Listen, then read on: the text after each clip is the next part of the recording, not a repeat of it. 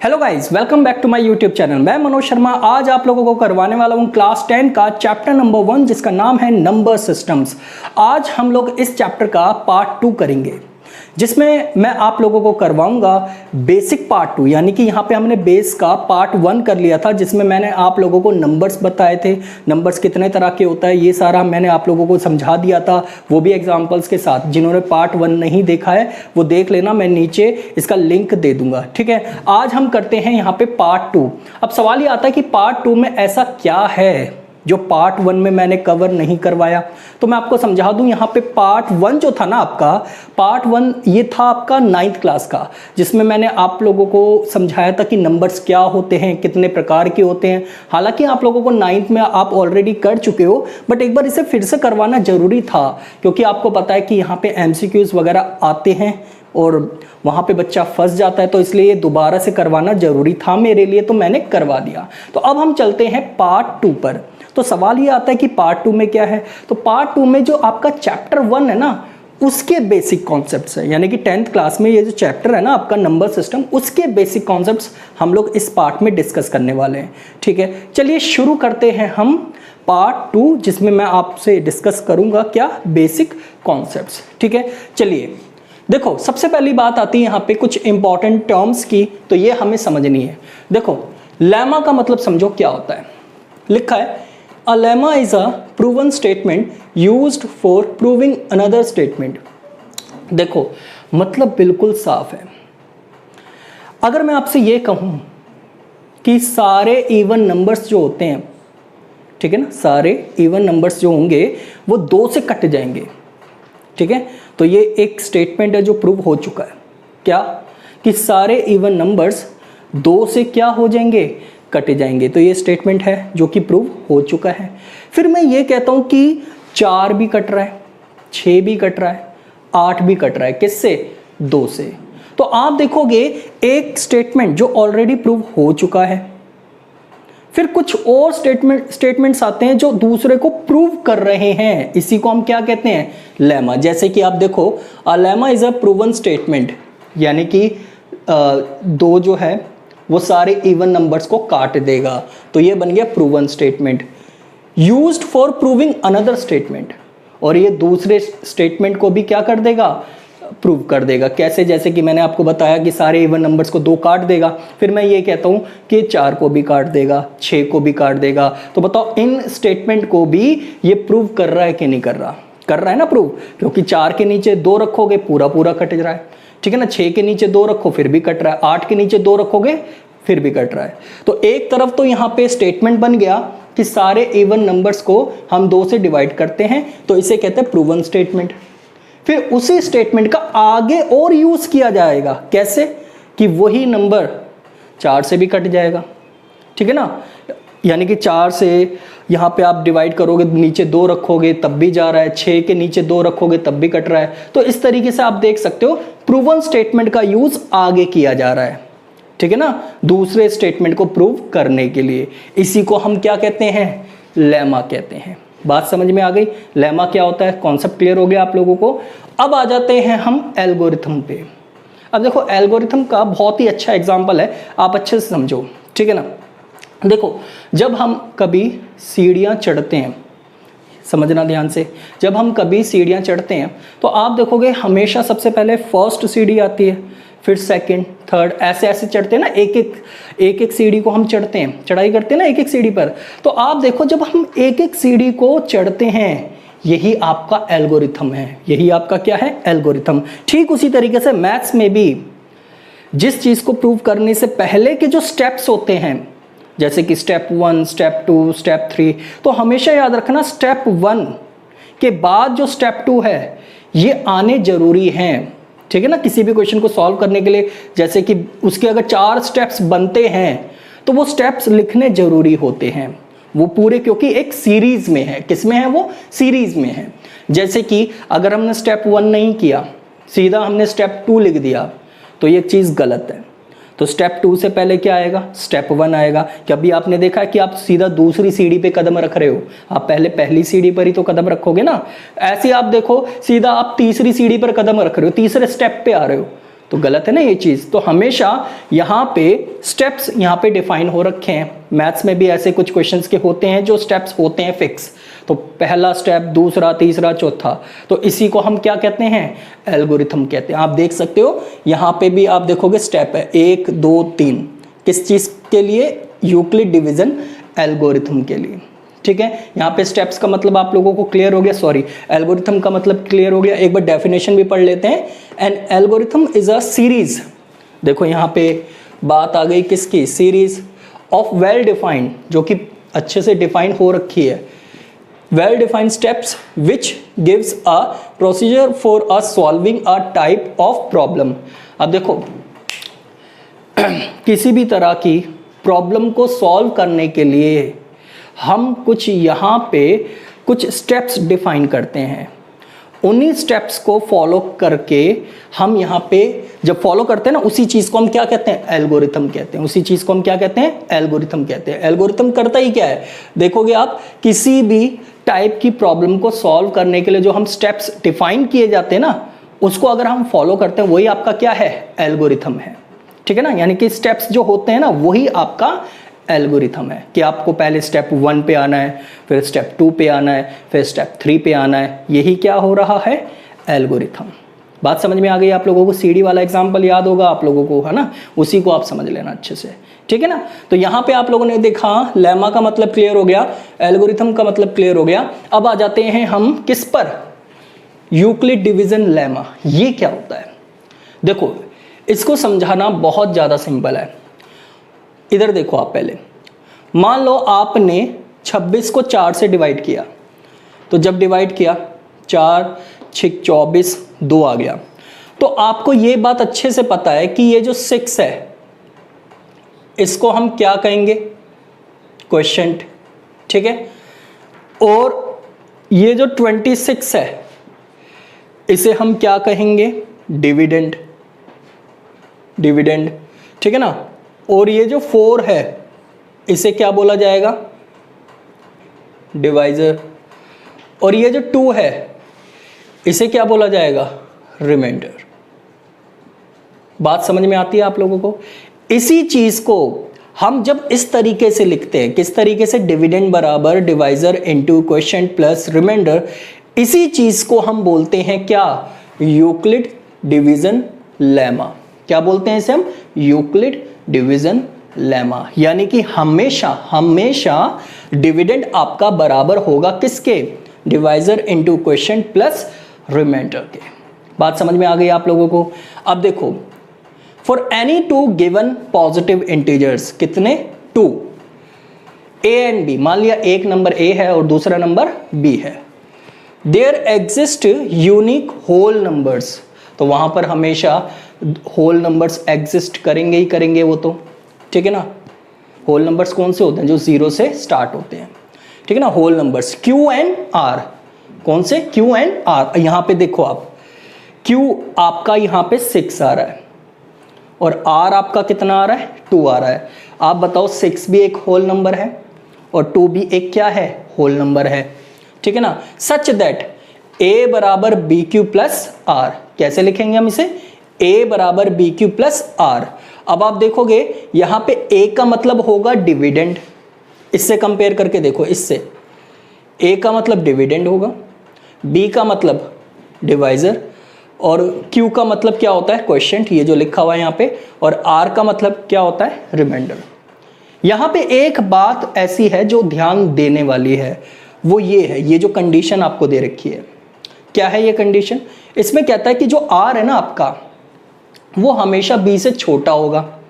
R हमेशा B से क्या होगा, छोटा होगा, और साथ ही साथ R 0 भी हो सकता है और 0 से बड़ा भी हो सकता है, लेकिन हमेशा किससे छोटा होगा, B से छोटा होगा। अब देखो यहाँ पे आप देख सकते हो यहाँ पे इस तरीके से मैं आपको जो बता रहा हूँ उसमें क्या है, ये देखो रिमाइंडर आपका कितना आया है, 2 आया है।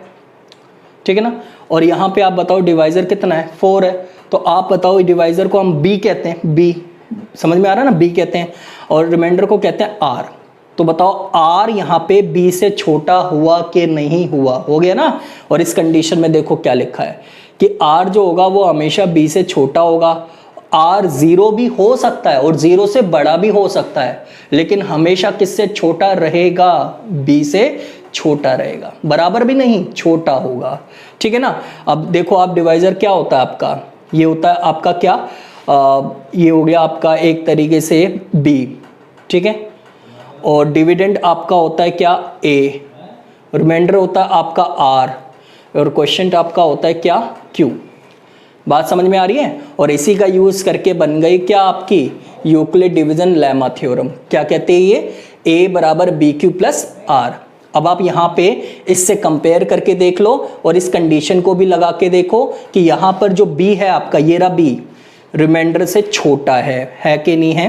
ठीक है ना, बी रिमाइंडर से छोटा है। और जो आपकी आर है, आर यानी कि ये जो आपका रिमाइंडर है ये कितना आया है? 2, यानी कि ये 0 भी हो सकता है और 0 से ज़्यादा भी हो सकता है। तो देखो यहाँ पे 2 आया है, तो 2 तो 0 से ज़्यादा ही होता है ना, लेकिन नेगेटिव नहीं हो सकता। पता है ना आपको, डिवाइड में कभी नेगेटिव होता है क्या? नहीं होता ना। तो यहाँ पे आपने देख लिया, तो ये होती है आपकी क्या? Euclid division lemma. अब देखो आपको ये एग्जाम्पल जो दे रखा है, डिवाइड 26/4, तो हमने ए मान लिया 26 है और बी मान लिया क्या? 4 है। तो by using Euclid division lemma और कुछ नहीं है, बस सिंपली इस तरीके से डिवाइड करके इस फॉर्म में लिखना, इस फॉर्म के अंदर लिखना, यही आपका यूक्लिड डिवीजन है। ठीक है ना। तो आपने देखा डिवाइड करके लिखा तो 26 को बराबर लिख दिया 4 × 6 + 2। अब मेरे को ये बताओ कि 4 क्या होगा यहाँ पे? 4 क्या होगा? बी, ठीक है ना। और 6 क्या होगा यहाँ पे? क्यू। और R क्या होगा यहाँ पे? 2। और A क्या होगा यहाँ पे? 26। बात समझ में आ गई आप लोगों को? अब यहाँ पे आप देख सकते हो where remainder 2 is less than 4। बताओ यहाँ पे 2 जो है वो 4 से छोटा है कि नहीं है? हैगा ना, बिल्कुल। यहाँ पे इस कंडीशन को आप देख सकते हो, B छोटा है किससे? आपका 4 से। Is less than 4 and more than 0, और 2 किससे ज्यादा है? 0 से ज्यादा, यानी कि 4 से छोटा और 0 से क्या? ज्यादा। Therefore, अब कंडीशन में रख लो, ये जो कंडीशन दे रखी था ना इसके अंदर आप देखो, तो 0 बराबर R की जगह आ जाएगा कितना? 2, और ये जो 2 है ये 4 से क्या है? छोटा है। ठीक है ना। कुछ नहीं है इसमें, बस आपको इसी कंडीशन का यूज करना होता है। इसी को हम क्या कहते हैं? Euclid division lemma. बात समझ में आ गई आप लोगों को? तो बस इसमें ध्यान देने वाली जो बात है ना वो ये है, कौन सी? कि R की वैल्यू कभी भी B के बराबर नहीं हो सकती और B से ज्यादा भी नहीं हो सकती, हमेशा B से छोटी होगी। किससे छोटी होगी? B से छोटी होगी। B का मतलब यहाँ पे क्या है? डिवाइजर। बात समझ में आ गई ना आप लोगों को? अब हम चलते हैं आगे। आगे आप क्या देखोगे? आगे आपको देखने को मिल रहा है क्या? Euclid's division algorithm. और ये क्या पढ़ रहे थे हम? Euclid division lemma. यहाँ पे तो सिर्फ हमें डिवाइड करनी देख ली कि डिवाइड इस तरीके से भी हम लिख सकते हैं, डिवाइड करने को हम इस तरीके से भी लिख सकते हैं। यहाँ पे तो हमें ये पता चल गया, ठीक है ना। और यहाँ पे क्या देखने को मिलेगा आपको कि यूक्लिड डिवीजन एल्गोरिथम जो होगा ना, इसका यूज करके हम HCF निकालेंगे। क्या निकालेंगे? यहाँ पे HCF निकालेंगे। ठीक है। अब HCF कैसे निकालना है, इससे पहले कि मैं इसके ये 3 स्टेप्स को करवाऊं, समझाऊं, उससे पहले हम इसका एक एग्जांपल देख लेते हैं। ठीक है, पहले एग्जांपल समझ लेते हैं, फिर उसके बाद हम स्टेप्स पर आएंगे, आपको और अच्छे से क्लियर हो जाएगा। ठीक है, मान लो कि ये एग्जांपल है, आपको दिया हुआ है, use Euclid's division algorithm to find HCF of 7, 40 and 45। 2 numbers आपको दे दिए गए, 2 ही दिए जाएंगे वैसे तो, A और B। आपको कहा गया कि इनका HCF फाइंड करो, इनमें से क्या फाइंड करो? HCF फाइंड करो। अब आपको पता है कि HCF फाइंड करने के लिए डिवाइड तो होगी ही होगी, तो सबसे पहले हम डिवाइड करके देख लेते हैं। ठीक है, अब आप देखो 2 मेथड होते हैं, इसके 2 तरीके हो सकते हैं, तो आप सबसे पहले ये वाला देख लो, डिवाइड करने वाला। तो देखो सबसे पहले आपने इस तरह की डिवाइड नहीं देखी होगी ना, क्योंकि अब आप लोग 10th क्लास में आ गए हो, तो इसलिए अब आपको ऐसी चीजें देखने को मिल रही हैं। ठीक है ना, अब आप सीख लो कि ये कैसे है। देखो 45 यहां रखा मैंने, 740 अंदर है, फिर 45 की ऐसे नंबर से इंटू करनी है कि या तो 740 आ जाए या 740 से कम आ जाए। तो हमने देखा कि 45 की 16 से इंटू करने पर 720 आता है। कितना आता है? 720 आता है। अब मैंने क्या किया, 740 में से 720 माइनस कर दिया, तो आपका रिमाइंडर कितना बच गया? 20 बच गया। आप इस पार्ट को मत देखो, अभी 20 बच गया ना रिमाइंडर। अब आपने क्या करना है, अब देखो जरा ध्यान से सुनो। जो आपका ये रिमाइंडर आया है उसको यहीं का यहीं रहने दो, यहीं का यहीं रहने दो। फिर आपको क्या करना है कि जो इसके ऊपर वाला डिवाइजर था ये, उसको आपने यहां रख देना और डिवाइड कर देना है फिर से। और ये तब तक करते चले जाना है जब तक कि रिमाइंडर 0 ना आ जाए। रिमाइंडर क्या ना आ जाए? 0 ना आ जाए। ये प्रोसेसिंग आपको तब तक करते रहनी है। तो सबसे पहले आप देखो, मैंने 20 आ गया, 20 आते साथ ही मैंने क्या किया, 45 को फिर इसके अंदर लिख दिया, एक ऐसे लाइन खींच के फिर ऐसे डिवाइड का बना के फिर मैंने 45 लिख दिया अंदर। अब आप देखो, फिर 20 से 45 को 20 से डिवाइड कर दो, यानी कि 45 को डिवाइड कर दो किससे? 20 से। तो आप देखो ये 2 पर चला जाएगा, लेकिन 40 आ रहा है, रिमाइंडर कितना बचेगा? 5 आ गया रिमाइंडर। अब आप देखो 0 तो नहीं आया ना, तो ऐसे हम डिवाइड कब तक करते जाएंगे? जब तक कि रिमाइंडर 0 ना आ जाए। तो देखो 5 आ गया। अब फिर से इसके ऊपर जाओ आप, अब कौन सा डिवाइजर नजर आ रहा है? 20 ना, तो आप 20 को लिख दो। अब आप देखना, जब ऐसे होता है ना तो आप 45 को नहीं रख सकते, क्योंकि ऑलरेडी आप 45 को एक बार ले चुके हो। तो यहां पे अगर 5 आया है तो इसके जस्ट ऊपर वाला डिवाइजर लेते हैं। तो 20 को अंदर लिख दिया। अब 5 से देखो ये पूरा पूरा कट गया, कट गया कि नहीं कट गया? रिमाइंडर कितना आ गया? 0 आ गया ना। अब आप देखो, सुनो ध्यान से जो मैं आप लोगों को बात बता रहा हूं। जिस नंबर से डिवाइड करके 0 आया है, जिस नंबर से डिवाइड करके 0 आया है, उसी नंबर को हम HCF कहते हैं। उसी नंबर को हम क्या कहते हैं? HCF। देखो किस नंबर से डिवाइड करके 0 आया? 5 से आया ना। 5 से हमने 20 को डिवाइड किया, तभी तो 0 आया कि नहीं आया? और 5 को हम क्या कहते हैं? डिवाइजर। ठीक है, 5 को हम क्या कहते हैं? डिवाइजर। तो ध्यान रखना, जिस नंबर से डिवाइड करके 0 आता है ना, उसी को हम HCF कहते हैं। क्या कहते हैं? HCF। तो यहां पर the HCF of 740 and 45 is 5।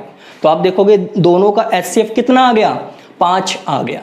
ठीक है, अब आ जाते हैं हम इस पर थ्योरम पर। ठीक है, ये बात समझ में आ गई आप लोगों को। अब आप देखो क्या होती है ये यूक्लिड्स डिवीजन लेमा थ्योरम। कहता है कि टू ऑब्टेन द HCF, ये किस लिए यूज की जाती है? किस लिए यूज की जाती है? HCF के लिए। कभी कभी ये पेपर में भी आ जाता है लिखने के लिए। ठीक है ना, तो आप ये स्टेप्स को अच्छे से समझ लेना। ठीक है ना, तो HCF ऑफ 2 पॉजिटिव इंटीजर्स। तो इस थ्योरम का यूज क्यों करते हैं हम? 2 पॉजिटिव नंबर्स के बीच में HCF निकालने के लिए। ठीक है ना, विद A ग्रेटर है किसके? B के। एक नंबर तो बड़ा होना चाहिए ना, तभी तो निकलेगा। तो A यहां पे बड़ा होगा किससे? B से। तो जब भी आपको 2 नंबर दिए जाए ना, तो उनमें से बड़े वाले नंबर को A मान लेना। आप क्या मान लेना? A। Steps are follows. तो मैंने आपको स्टेप्स बताए थे, ये देखो एल्गोरिथम में मैंने बताया था ना आपको कि कुछ चीजें यहां पे सॉल्व करने के लिए, यानी कि HCF एक प्रॉब्लम है सपोज करो, और इस HCF को सॉल्व करने के लिए यहां पे स्टेप्स बनाए गए हैं। आप बताओ, अपने आप ही एल्गोरिथम का मतलब क्लियर हो गया कि नहीं हो गया? किसी भी प्रॉब्लम को सॉल्व करने के लिए जो स्टेप्स तैयार किए जाते हैं वही आपका क्या होता है? एल्गोरिथम। ठीक है ना, तो यहां पे आप देखो सबसे पहले केस नहीं, क्या है ये? स्टेप 1। स्टेप 1 क्या है? Apply Euclid's division lemma. सबसे पहले आपको क्या करना है? अप्लाई यूक्लिड डिवीजन लेमा, यानी कि इसका यूज करना है, यानी कि सिंपली डिवाइड करना है, ये कहना चाह रहा है वो। ठीक है, क्या कहना चाह रहा है? डिवाइड करना है। तो apply Euclid division lemma to A and B and find whole numbers Q and R। Divide करने के बाद आपको होल नंबर्स निकालने कौन से? Q and R। ये देखो, ये रहा Q यहां पे इस एग्जांपल में, और ये रहा R। ठीक है ना, ये होते हैं होल नंबर्स, दोनों ही होल नंबर्स हैं यहाँ पे, ठीक है ना। सच दैट a बराबर बी क्यू प्लस आर, ये कंडीशन हमने लगा दी, और आपको पता ही है कि यहां पे r जो है वो 0 के बराबर भी हो सकता है, 0 से बड़ा भी हो सकता है, लेकिन हमेशा किससे छोटा रहना चाहिए, b से छोटा होना चाहिए। ठीक है, बात समझ में आ गई ना आप लोगों को। अब आप फर्स्ट स्टेप था ये, ठीक है ना, सीधा आपको डिवाइड करना है इस तरीके से, जैसे आप देख सकते हो यहां पे हमने इस तरीके से किया है, ठीक है ना। फिर सेकंड स्टेप में इफ r बराबर 0, अगर r 0 आ गया तब तो कोई टेंशन वाली बात है ही नहीं, जहां पे भी रिमाइंडर आपका 0 आ गया वहीं से आपको HCF पता चल जाएगा, ठीक है ना। कहता है कि if r 0 then HCF of a and b is b। देखो, अगर मान लो आपने डिवाइड किया और डिवाइड करके 0 आ गया, क्या, रिमाइंडर, यानी कि r की वैल्यू 0 आ गई, तो आप वहां पर जिससे डिवाइड कर रहे हो वही नंबर आपका क्या माना जाएगा, HCF। इस एग्जांपल में देखो कहां गया, ये रहा, मान लो ये a था और ये b है, ठीक है। अब मैंने डिवाइड करना शुरू किया, अब यहाँ पे a और b चेंज हो गए, अब की बार a ये रहा और b ये रहा, जिससे डिवाइड करते हैं वो b होता है, यानी कि डिवाइजर जो होता है ना, डिवाइजर, उसी को हम b कहते हैं। अब आपने देखा 20 को इससे डिवाइड किया तो आपका रिमाइंडर 0 आ गया, तो जिससे डिवाइड किया और रिमाइंडर 0 आ रहा है तो वही आपका नंबर क्या माना जाएगा, HCF। तो जिससे डिवाइड किया जा रहा है यानी कि 5 से, तो आप देखोगे 5 को ही हम क्या मान लेंगे, HCF। तो यहां पे भी तो वही कहना चाह रहा है, कहां गया, ये रहा, then HCF of A and B is B। तो कहता है कि A और B का HCF जो माना जाएगा वो B माना जाएगा, तो B यहां पर कितना है, 5 है। इस एग्जांपल से मैं कोरिलेट करके समझा रहा हूं तो आपको समझ में आ रहा होगा, ठीक है ना। अब आगे देखो, if r not equals to 0, क्या होगा तब जब रिमाइंडर 0 ना आए, तो आप देख सकते हो, then apply Euclid division lemma to b and r। तो आपको b एंड r में फिर से क्या लगाना है, यूक्लिड डिवीजन लेमा लगा देना है। अब देखो यहाँ पे रिमाइंडर, जैसे कि सपोज करो यहाँ पे 5 आया था, ठीक है ना, अब यही बन गया b, और आप देख सकते हो हमने यूज कर रहे हैं किसका, r का, b एंड r का। तो यहां पे इस तरीके से काम कैसे करना है, आगे क्या कहता है, डिवाइड मतलब करते चले जाएंगे जब तक कि 0 ना आ जाए। फिर कहता है continue the process till the remainder is 0। आपको ये डिवाइड तब तक करते चली जानी है जब तक कि रिमाइंडर क्या ना आ जाए, 0 ना आ जाए, ठीक है ना। तो आप देख सकते हो कि कब तक डिवाइड करते चली जानी है हमें, जब तक कि 0 ना आ जाए, क्या, remainder. The divisor at this stage, किस स्टेज, जब रिमाइंडर 0 आ जाए, at this stage will be the required HCF। मान लो डिवाइड करने के बाद आपका रिमाइंडर अगर 0 आ गया तो इस स्टेज पर जो आपका डिवाइजर होगा, यानी कि जिससे आपने डिवाइड किया था, वही आपका HCF माना जाएगा। बात समझ में आ गई आप लोगों को। तो आपको ये पूरी थ्योरम अच्छे से समझ में आ गई होगी विद एग्जांपल। तो मैं समझता हूं कि आप लोगों को ये बेसिक पार्ट अच्छे से क्लियर हो गया होगा, ठीक है। आप लोगों का अगर कोई डाउट रहता है तो आप लोग मेरे से पूछ लेना। तो आज के वीडियो में इतना ही काफी है, लेकिन वेट, अभी कुछ और भी है इसमें। इतनी जल्दी कहां हो रही है भागने की आप लोगों को, थोड़ा रुक जाओ, अभी इसमें कुछ और भी बातें हैं जो अभी करवानी है, ठीक है। चलिए आइए देखते हैं आगे और क्या कुछ है जो हमें यहाँ पे समझना है। तो अब हम बात करते हैं फंडामेंटल थ्योरम ऑफ अर्थमेटिक। अब आप इसे समझेंगे कि आखिर ये फंडामेंटल थ्योरम ऑफ अर्थमेटिक का यहाँ पे मतलब क्या होता है। एक बार हम पढ़ लेते हैं इसकी डेफिनेशन। एवरी कंपोजिट नंबर, पहले ये बताओ कंपोजिट नंबर क्या होते हैं, नहीं पता, चलो मैं बता देता हूँ। कंपोजिट नंबर्स वो नंबर्स होते हैं जो एक से ज़्यादा नंबर से कट जाते हैं, जैसे कि 4, ठीक है, 2 से भी कट रहा है और ये खुद अपने आप से भी कट रहा है, 6 2 से भी कट रहा है, 3 से भी कट रहा है। तो यानी कि जिनके फैक्टर्स 1 से ज़्यादा होते हैं तो वो आपके कंपोजिट नंबर्स होते हैं। बात समझ में आ गई आप लोगों को। तो कहता है कि every composite number can be factorised as a product of primes and this factorisation is unique apart from the order in which the prime factors occur. अब आप देखो ये एग्जाम्पल समझ लो, आपको ये समझ में आ जाएगा, ठीक है। देखो 5 को मैं लिख सकता हूं 1 इंटू 5, तो सिर्फ इसका एक ही फैक्टर हो गया। और 7 को भी मैं लिख सकता हूं 1 इंटू 7, तो ये सिर्फ अपने आप से ही तो कट रहा है, यानी कि 1 इसका एक फैक्टर हो गया। आर दी प्राइम नंबर्स, इसलिए हम इन्हें प्राइम नंबर्स कहते हैं। क्या नंबर कहते हैं? Prime numbers. नीचे देखो 14 2 इंटू 7 लिख सकते हैं, लिख सकते हैं ना, यानी कि 14 2 से भी कट जाएगा और 7 से भी कट जाएगा। बात समझ में आ रही है आप लोगों को? 2 से भी कट जाएगा और 7 से भी कट जाएगा।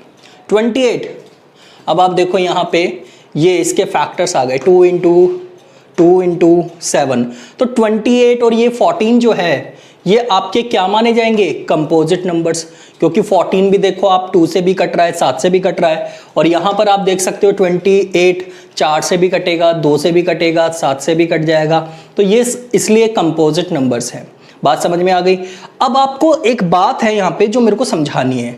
इसमें लास्ट लाइन में ये स्टार्टिंग में लिखा हुआ है every composite number can be factorised as product of primes. अब मुझे एक बात बताओ, जितने भी कंपोजिट नंबर्स, जैसे कि इस एग्जांपल में मैंने 2 नंबर्स लिए, एक 14 और एक 28, तो आप बताओ 14 के फैक्टर्स करें तो 2 और 7 आ गया।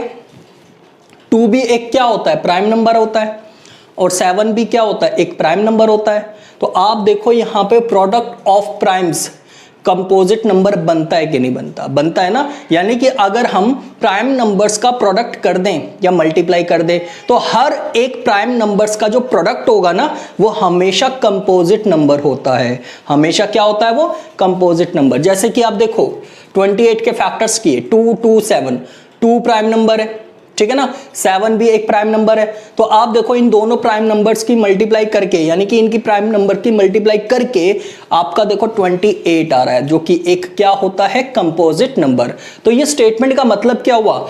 एवरी कंपोजिट नंबर, यानी कि जितने भी हर एक कंपोजिट नंबर जो होंगे वो हमेशा प्राइम नंबर्स के किस फॉर्म में होंगे? प्रोडक्ट की फॉर्म में होंगे। प्रोडक्ट का मतलब क्या होता है? यहाँ पे मल्टीप्लाई। ठीक है, बात समझ में आ गई आप लोगों को? अब आ जाते हैं HCF। मान लो अगर 2 नंबर का HCF निकालना है हमें, तो HCF का मतलब क्या होता है? Product of the smallest power. कौन सी power? Smallest power of each common prime factor in the numbers. देखो जैसे कि एग्जांपल में 12 और 16 दिया हुआ है। क्या दिया हुआ है? 12 और 16। इनका मेरे को क्या निकालना है? HCF निकालना है। 12 के फैक्टर्स किए तो 2 इंटू 2 इंटू 3 आ गए। 16 के फैक्टर्स किए तो 2 इंटू 2 इंटू 2 आ गया। अब आप देखोगे यहां पर, अब जो मैं आपको बात बता रहा हूं उसको जरा ध्यान से समझो। यहां पर 2 इंटू 2 इंटू 3 है, यहां पे 2 इंटू 2 इंटू 2 है, ठीक है ना, 4 बार 2 है। अब आप बताओ इन दोनों में, इसमें और इसमें कॉमन क्या आ रहा है? कॉमन क्या आ रहा है? कॉमन फैक्टर कौन सा है? तो हमने देखा कि यहां पे कॉमन फैक्टर ये है, यानी कि इसमें भी 2 आ रहा है, इसमें भी 2 आ रहा है। एक ये हो गया और एक ये रहा, ठीक है ना, यानी कि यहां पर 2 इंटू 2 क्या आ रहे हैं? कॉमन आ रहे हैं। तो यहां से आपका 1 2 आ गया, यहां से भी आपका 1 2 आ गया, और इन दोनों की आपस में क्या कर देंगे? मल्टीप्लाई कर देंगे। तो यहां से आपको HCF पता चल जाएगा। बात समझ में आई आप लोगों को? दोबारा समझो, मैंने ये कहा है कि यहां पर आप देखो 2 और 2 कॉमन आ रहे हैं, तो 1 2 को लिख दो यहां पे भी देखो कॉमन आ रहे हैं, तो यहां से भी 1 2 लिख दो यहां पे, और आपस में मल्टीप्लाई कर दो। मल्टीप्लाई करके जो आंसर आएगा वो आपका HCF माना जाएगा। क्या माना जाएगा? HCF माना जाएगा। ठीक है, अब आ जाते हैं LCM पे। Product of the greatest power of each prime factor involve in numbers. अब देखो ईच प्राइम फैक्टर का प्रोडक्ट, जैसे कि एग्जांपल मैं बार बार वही लेके चल रहा हूं, ताकि अगर मैं चेंज कर दूंगा ना तो दिक्कत आएगी, इसलिए एक ही लेके चल रहे हैं ताकि आपका कॉन्सेप्ट क्लियर हो जाए। 12 और 16 फिर से लेके चलते हैं। वी है 12 के फैक्टर्स करे ये आ गए थे, 16 के फैक्टर्स ये आ गए। अब LCM निकालना है। अब LCM कैसे निकालते हैं आप इस बात को समझो। देखो HCF के लिए हमने यहां से 1 2 ले लिया था, यहां से भी 1 2 ले लिया था। अब मुझे बताओ नंबर्स कौन से बच गए? तो देखो 3 2 और एक ये वाला 2, तो इन सबको भी मैंने मल्टीप्लाई में लिख दिया। यानी कि जो HCF के 2 थे वो तो लिखने ही लिखने हैं, और जो बच गए उनको भी आपने मल्टीप्लाई में लिख देना है, तब जाके जो आंसर आएगा ना आपका वो LCM आएगा। क्या आएगा? LCM। तो आपने देखा इस तरीके से मल्टीप्लाई हम करेंगे। ये 2 तो वो वाले 2 हैं जो HCF के हैं, यानी कि जो सर्कल मैंने मार्क कर रखा है, ठीक है ना। और बाकी के जो नंबर रह गए, कौन सा? 3 रह गया, 2 रह गया और 2 रह गया, बाकी के बचे हुए नंबर को मैंने यहां लिख दिया मल्टीप्लाई में, और इन सबकी मल्टीप्लाई करो आपस में तो आ जाएगा कितना? 48। तो यही आपका क्या होगा? LCM, ठीक है। अब एक फॉर्मूला होता है, उस फॉर्मूले को समझो जरा आप। अगर मैं HCF की LCM से इंटू कर दूं 2 नंबर्स की, तो हमेशा उन 2 नंबर का प्रोडक्ट के बराबर आएगा रिजल्ट, ठीक है। मैं क्या कहना चाह रहा हूं समझो। मैंने मान लो 2 नंबर का HCF निकाला, फिर उन्हीं 2 नंबर का मैंने LCM भी निकाला, और जो HCF आया था और जो LCM आया था उन दोनों की आपस में मल्टीप्लाई कर दी। तो मल्टीप्लाई करके जो आंसर आएगा ना वो हमेशा उसके ही बराबर होगा जो आपको 2 नंबर्स दे रखे, यानी कि 2 नंबर के प्रोडक्ट के बराबर होगा, ठीक है। सपोज करो ये ना फॉर्मूला, ये है एग्जांपल। हमने 12 का HCF, 12 और 16 का HCF क्या निकाला था? ऊपर 4। LCM क्या निकाला है हमने? 48। अब आप देखो फॉर्मूले के अकॉर्डिंग चलो, HCF AB का इंटू LCM AB का बराबर किसके होगा? A इंटू B के। अब आप देख सकते हो HCF आया है आपका, AB की जगह आप लिख लेना 16 12, ठीक है। अब आप देखो HCF आया है आपका कितना? 4। LCM कितना है? 48। और A और B का मतलब यहाँ पे क्या है? 12 और 16। क्या है यहाँ पे? 12 और 16। आप एक काम करो, A और B की जगह हटाकर क्या कर दो आप? 16 और 12 ही लिख दो, ताकि आपको दिक्कत ना आए। लिख दिया मैंने 16 और यहाँ लिख दिया 12, यहाँ पे भी 16, ठीक है, और ये हो गया 12, ठीक है, और यहाँ पे भी 16 इंटू 12, ये 12 इंटू 16 एक ही बात है। अब आप देखोगे यहाँ पे मल्टीप्लाई कर दो, तो आपने देखा HCF आया था आपका 16 12 का कितना? 4। LCM कितना था? 48। आप ऊपर ही निकाल चुके हो क्योंकि। अब 4 इंटू 48 करो, 192 आ गया, यानी कि इन दोनों की मल्टीप्लाई कर दी हमने, LCM और HCF की, 192 आ गया। फिर 16 और 12 की भी हमने यहां मल्टीप्लाई करके देखा तो ये भी 192 आ गया। अब आपको समझ में आ गया कि मैं क्या कहना चाह रहा हूं, कि अगर HCF और LCM की आपस में मल्टीप्लाई करेंगे तो ये हमेशा उन 2 नंबर्स के प्रोडक्ट के बराबर होगा जिनका हमने HCF और LCM निकाला है, ठीक है। बात समझ में आ गई आप लोगों को? ठीक है, अब हम आगे चलते हैं। आगे आप देखोगे decimal form of rational numbers. अब यहां पे हम देखेंगे कि इसका क्या मतलब है। आप पहले स्टेटमेंट पढ़ लो। यहां पे क्या था कि let x be a rational number whose decimal expansion terminates, जिसका डेसिमल एक्सपेंशन क्या हो जाता है? टर्मिनेट हो जाता है। ये बात तो हमें पता ही है ना, ठीक है ना। तो यहां पे आप देखोगे then x can be expressed in the form p upon q। तो आप देखोगे इसे हम कैसे लिख सकते हैं फिर? p अपॉन q की फॉर्म में, where p and q are coprime numbers. Coprime numbers किसे कहते हैं? जिनका अकेला एक फैक्टर होता है। जैसे कि ये देखो यहाँ पे भी 1 आ रहा है इसका फैक्टर, और 7 का फैक्टर यहाँ पे भी 1 है, तो 1 और 1 जिसका अकेला एक फैक्टर होता है उसको हम को प्राइम नंबर्स कहते हैं, common factor, coprime numbers. And the prime factorisation of q, prime factorisation of q, यानी कि ये जो डिनोमिनेटर में आपको q नजर आ रहा है ना, इसके हम फैक्टर्स करेंगे। और मान लो जब मैंने इसके फैक्टर्स करे तो आपके ये फैक्टर्स इस फॉर्म में आने चाहिए। किस फॉर्म में आने चाहिए? 2 की पावर m और 5 की पावर n की फॉर्म में आने चाहिए। अगर ऐसा है where m and n are non negative integer, तब हम इसे क्या कहेंगे? Terminating decimal expansion. क्या बोलेंगे इसे? Terminating decimal expansion. अगर आपका नीचे वाला इस फॉर्म में आ रहा है तो, ठीक है। नहीं आया समझ में? कोई बात नहीं, चिंता करने की तो बात ही नहीं है ना यहाँ पे। मैं हूं क्यों? मैं हूं तो सही यहाँ पे, ठीक है। अब आप देखो इसका एक एग्जांपल आपको दिया हुआ 11 अपॉन 2 की पावर 3 इंटू में 3। अब आप देख सकते हो नीचे वाले को देखना होता है बस। इसमें किसको देखना होता है? नीचे वाले को, यानी कि डिनोमिनेटर को।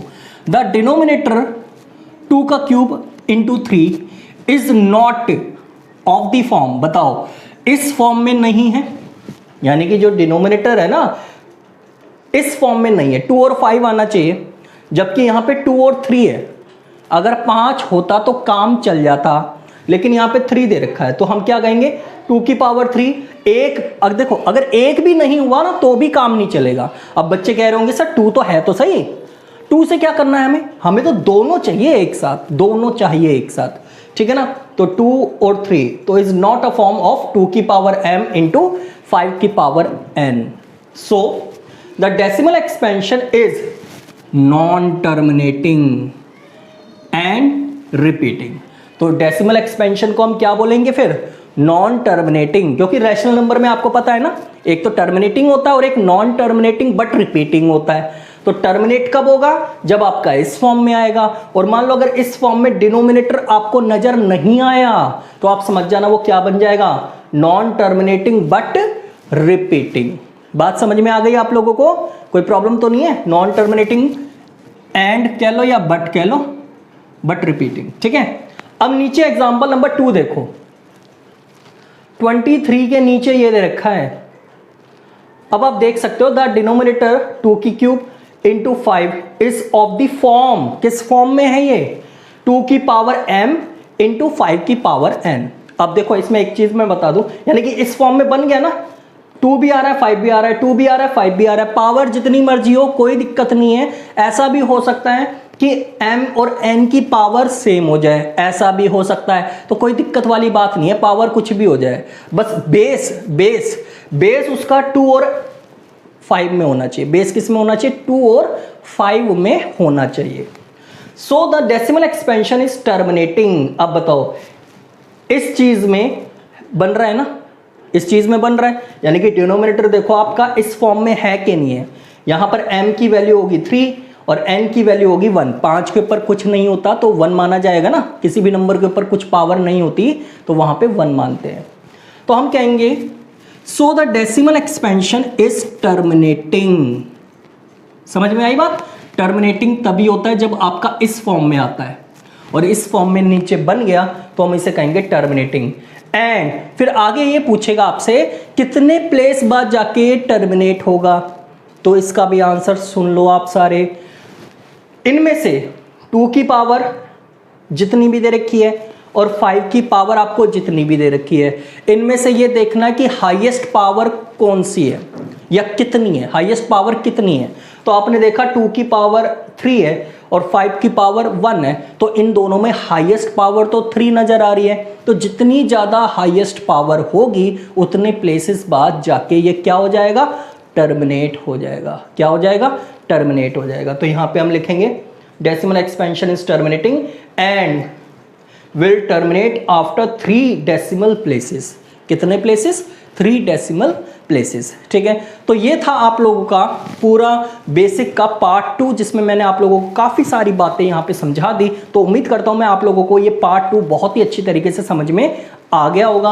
अगले वीडियो में हम स्टार्ट कर देंगे क्या, NCERT एक्सरसाइज 1.1, ठीक है। आज के लिए फिर इतना ही काफ़ी है।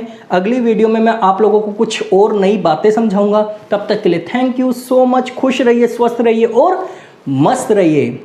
स्टे होम, स्टे सेफ, ठीक है। बाय।